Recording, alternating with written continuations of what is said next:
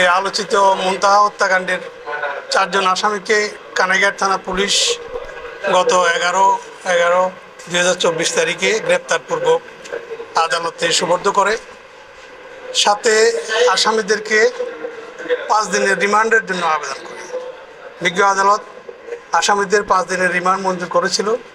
Police আদালতের অনুমতিক্রমে আসামিদের police হেফাজতে নিয়ে 5 দিনের জিজ্ঞাসাবাদ করে।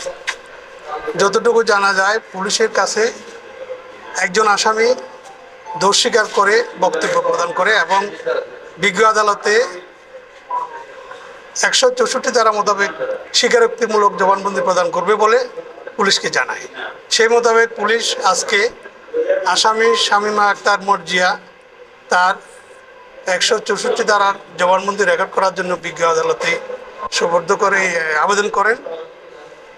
আদালত নিয়ম মোতাবেক তাকে পর্যাপ্ত সময় দিয়ে স্বীকারোক্তিমূলক জবানবন্দি প্রদানের জন্য পর্যাপ্ত সময় দিয়ে পরবর্তীতে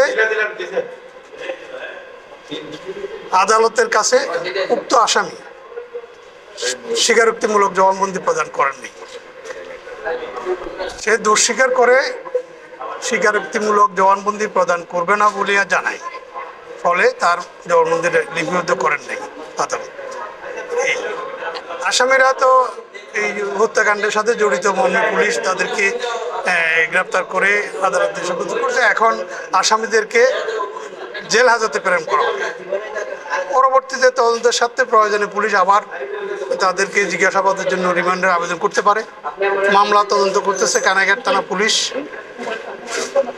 এই আর কি, আসামিরা এখন জেল হাজতে চলে যাবে।